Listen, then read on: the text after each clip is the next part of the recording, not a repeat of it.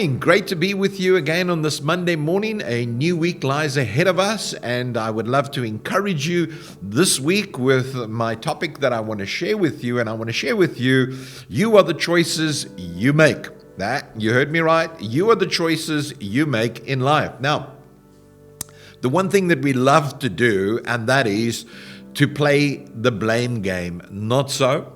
Because things don't work out the way I feel they should in my life, and I like then to turn around and to blame others for my failures in life. But the fact is this, we are the choices we make. We make the wrong choices in life, and as a result of that, we reap that what we are sowing. Now, we often blame the educators for the lack of my education, my failure in educating myself. I turn around and I blame my educator. And at the end of the day, we need to take a closer look and ask ourselves, is it my educator or is it myself? I just did not apply myself the way that I should have applied myself. Now, I'm one of those. I blame many a years my educators instead of saying, but you never allowed yourself to perform the way God designed you. You have the abilities, and God has given us all the abilities, but at times we just don't do that. You see, when our marriages fails, we turn around and we blame our spouse for causing the failure.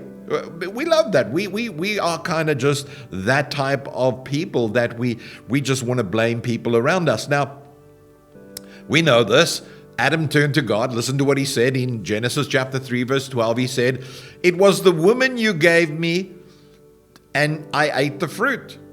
It was the woman to blame. She was the one that gave me the fruit. And again, we know this. We know the story. Eve blamed the serpent. And of course, we all know that the serpent had no leg to stand on. Because again, we love to blame others for the choices we have made in life. You see, man's most favorite argument for his failure in life is pointing his fingers at others. Now, I've always been told that if you point your finger, look at how many are looking back. And so we need to remind ourselves again that possibly these failures in life are because of the choices I have made. You see, when Cain killed his brother Abel, he blamed Abel's gift for being better than his. But the problem is this, he wasn't listening to what God was saying. And again, so many times our failures in life are due to the fact that we do not listen. How many arguments take place within your home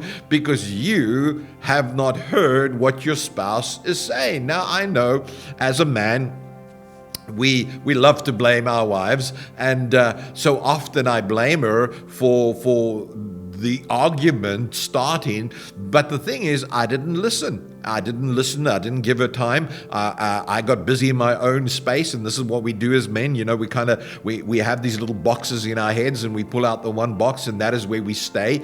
Where we don't multitask as much as women, and so we often turn around and we blame our spouse for the things that are going wrong in life. Now, the same with Cain. When Cain fell into the trap of the devil, he didn't listen to the advice and the wisdom that God had given to him. Listen to what God says to him. He says to him this. He says, Cain, I want you to listen.